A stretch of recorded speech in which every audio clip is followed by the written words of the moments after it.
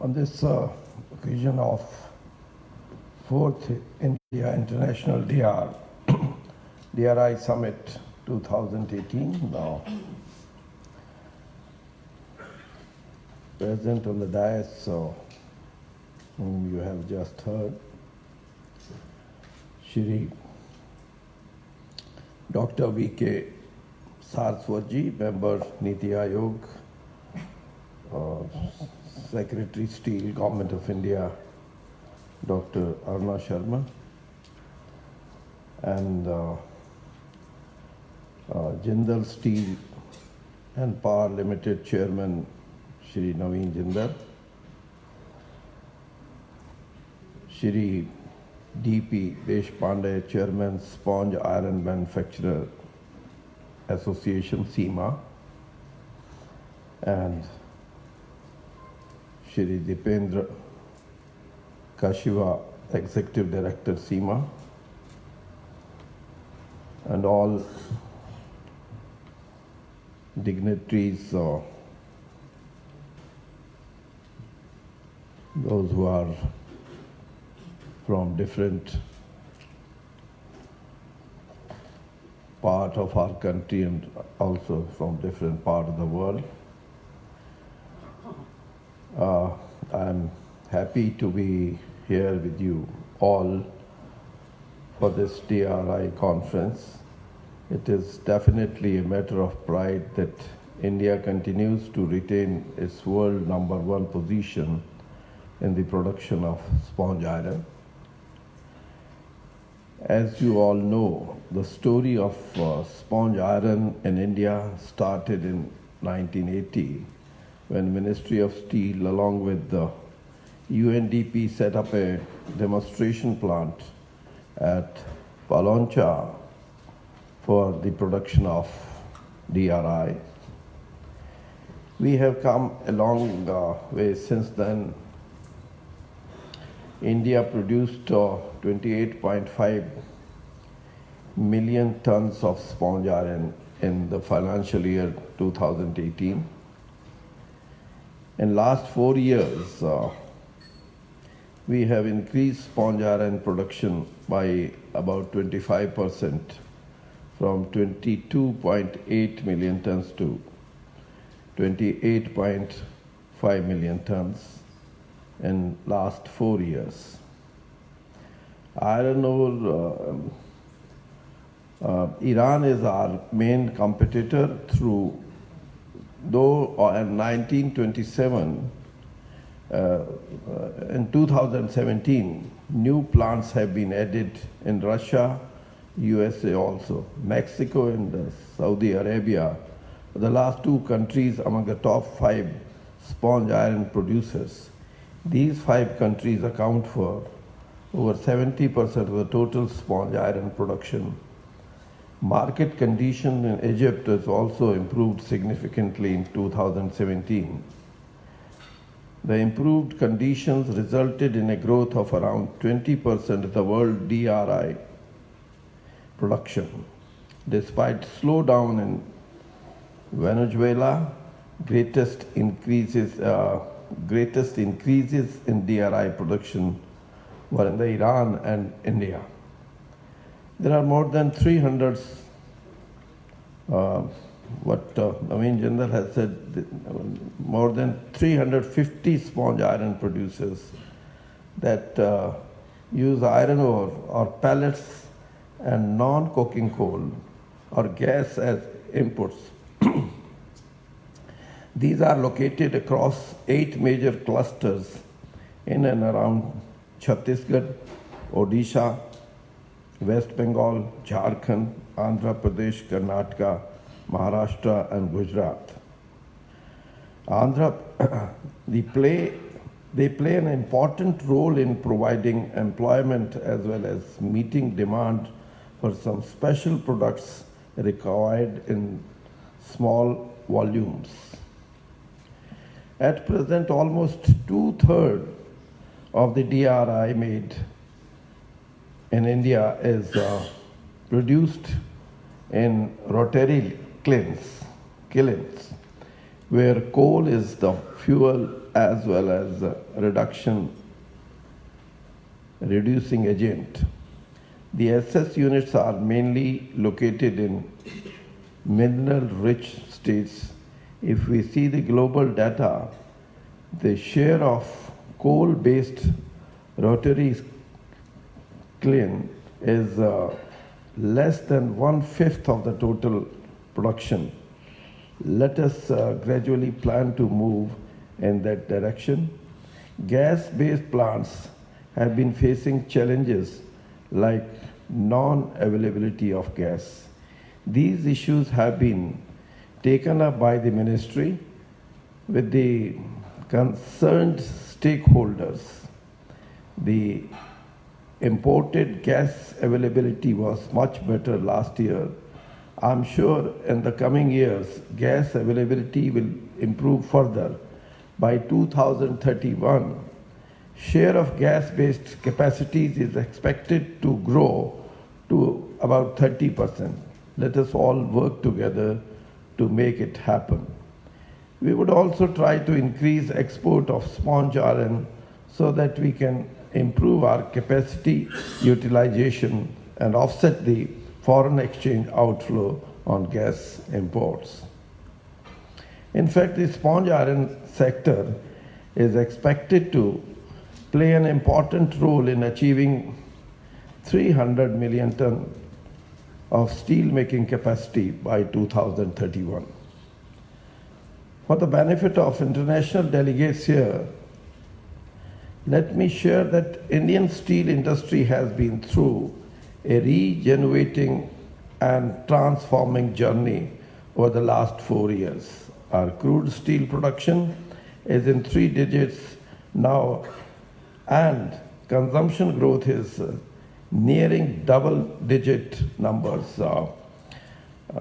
I was talking to Madam Aruna Sharma, our Secretary Steel, that has only appeared in today's papers, that the consumption level for the next 3 years would be between 10 to 11% and maybe more.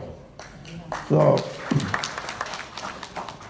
our crude steel production is in 3 digits. We have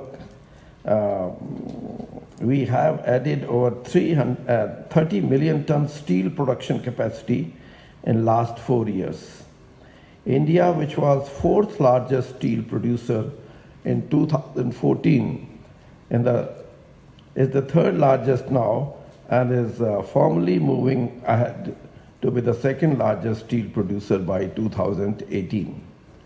In financial year 18, crude steel production registered a growth of 4.3% over the previous fiscal. Sponge iron industry had a growth percentage of over 13% in production during this period. In India, we are now able to play in this direction. National steel policy lays out an ambitious growth path for the sponge iron industry. As per the policy, demand for sponge iron is projected to increase to 80 million tons by 2030-31, and the sponge iron capacity may increase to 114 million tons by 2030-31. On this, I must make 1 or 2 observations of mine.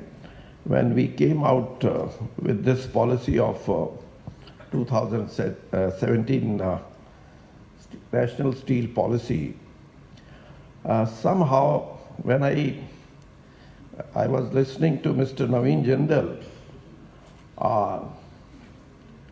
he was complaining and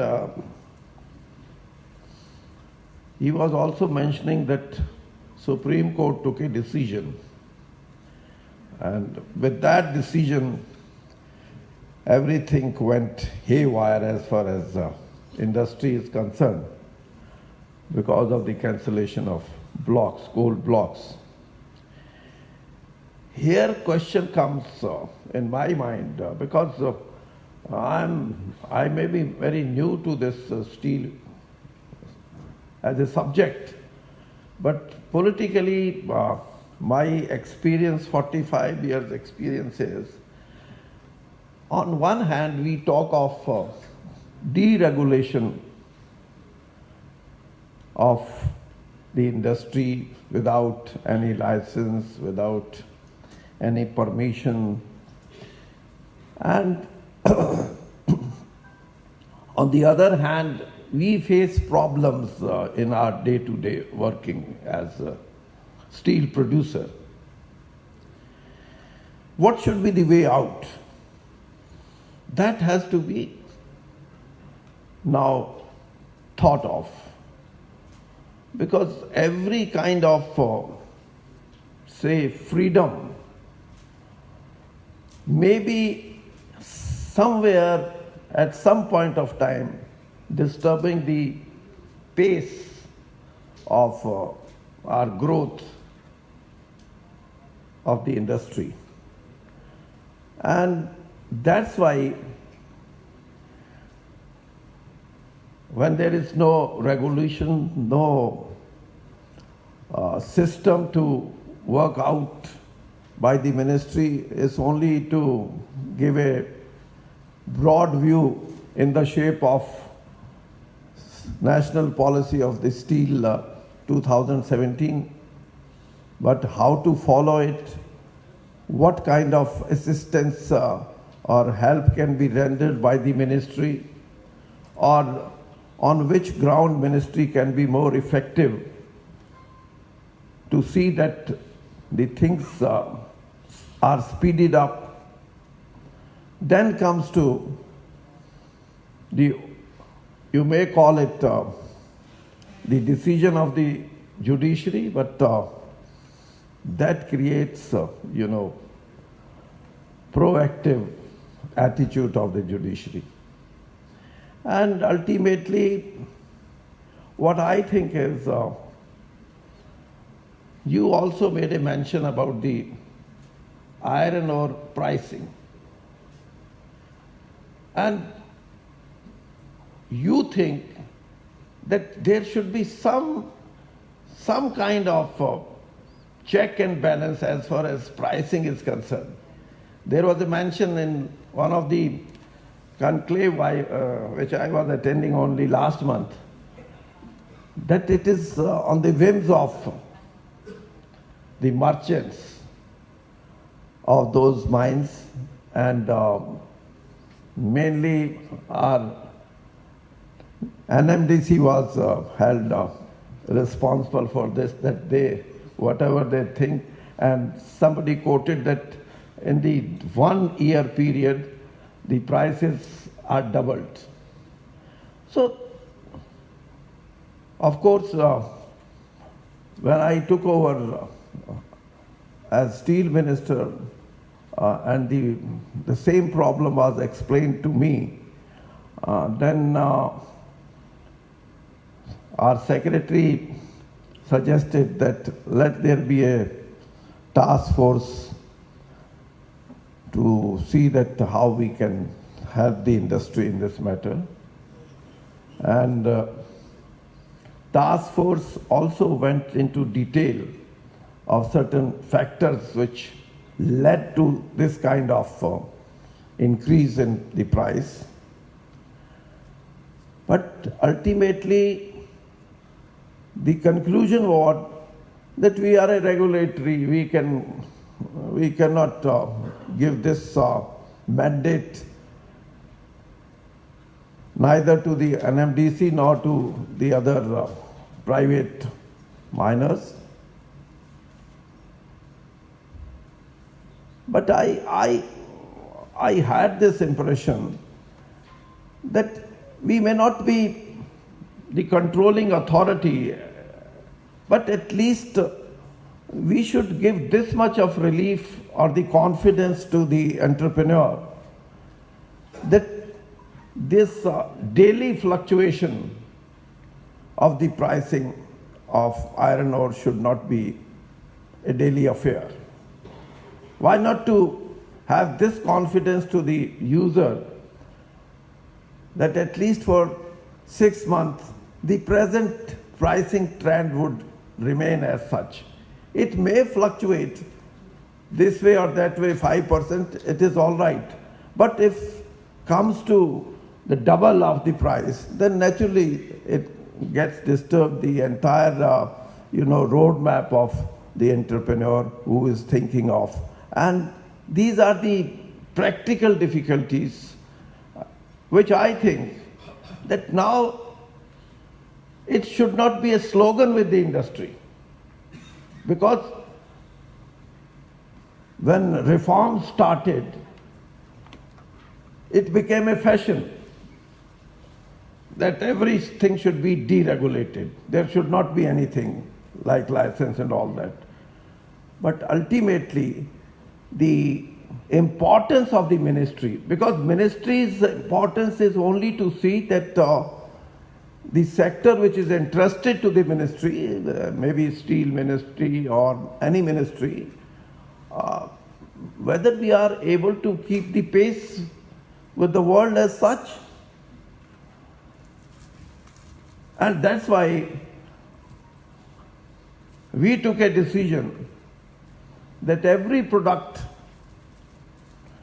of steel should be under,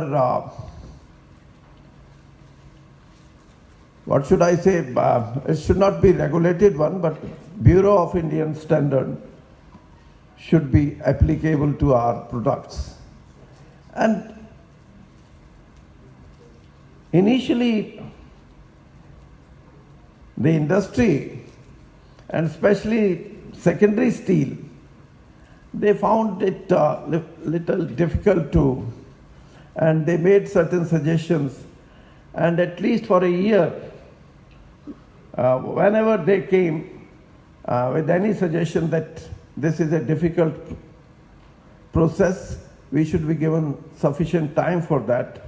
But ultimately, I would be thankful to the secondary steel that they realized that this is must for Indian steel industry.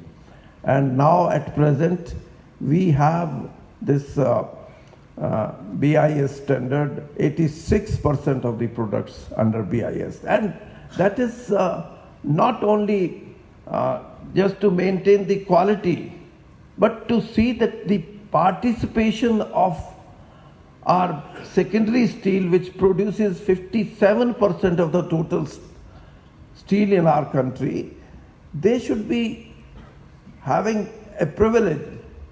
They should be having this advantage that when it comes to any tendering and all, it should not be left to the integrated steel plants.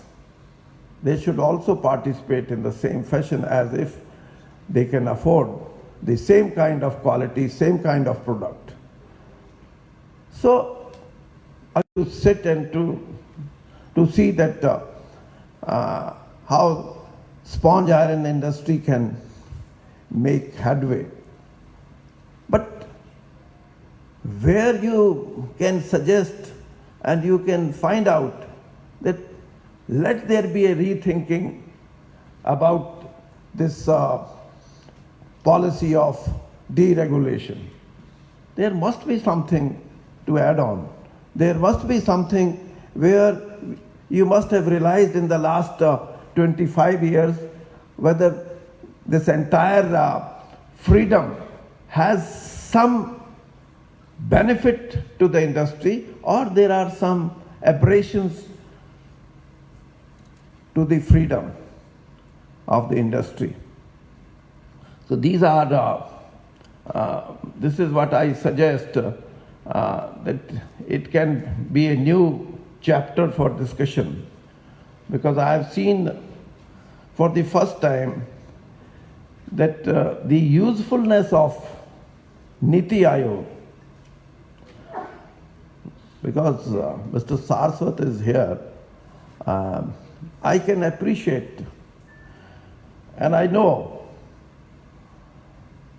that Niti Aayog for the first time, and Mr. Saraswat particularly, there is out-of-box thinking, and I know that because of this out-of-box thinking, the industry as such, not only the industry, but the economy as such of our country has got some momentum.